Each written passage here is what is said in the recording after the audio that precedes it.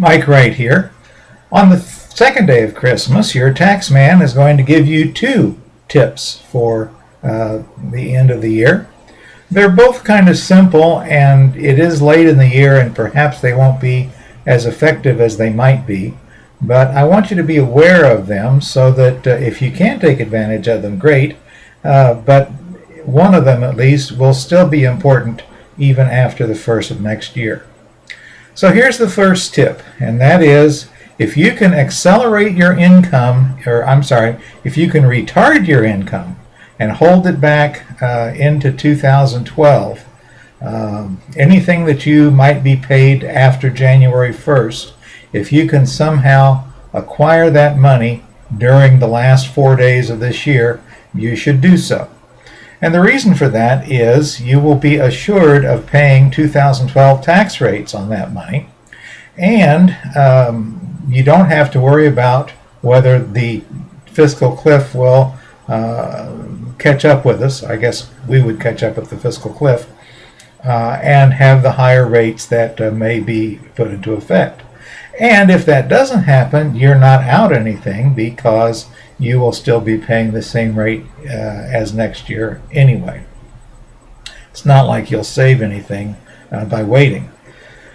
Couple kinds of income that you might be able to accelerate if you're self-employed. If you have outstanding funds, you could contact anybody that owes you money and ask that they pay you immediately so that you can have the money deposited in your account before December 31st.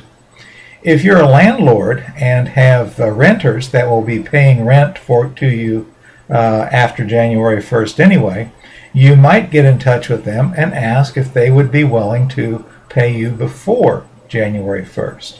And here's a little tip that you might consider. If you're in that kind of situation, you might offer them a discount for paying you early just because of that issue. It wouldn't need to be a huge discount, but maybe $25 or something in that neighborhood to encourage them to pay you now if they can. As I said, the time to make that kind of planning is actually back in October and November when we began talking about the fiscal cliff, but there's still a little time to take care of it.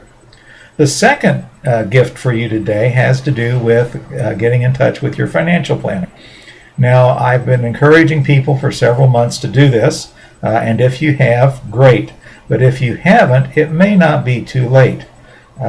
You might still be able to get in touch with that person for an appointment on Friday or Saturday, maybe even Monday. That might be effective if some change is indicated. But even if you can't, there are still some things you can do after the first of the year. Most of those relate to IRAs, conversions of Roths, or conversions to Roths. Remember, if you recharacterize money in an IRA to a Roth, you have until the date the tax is due to recharacterize it. You do have to pay the tax, but again, you'll be paying taxes at what we know are 2012 rates. You won't have the danger of the rates being higher. So even if you can't see your financial advisor in the next 3 days, there may still be some things that you can do after the first of the year. So that's it. 2 gifts on the second day of Christmas, just like we're used to. There'll be more to come, and I'll look forward to seeing you tomorrow.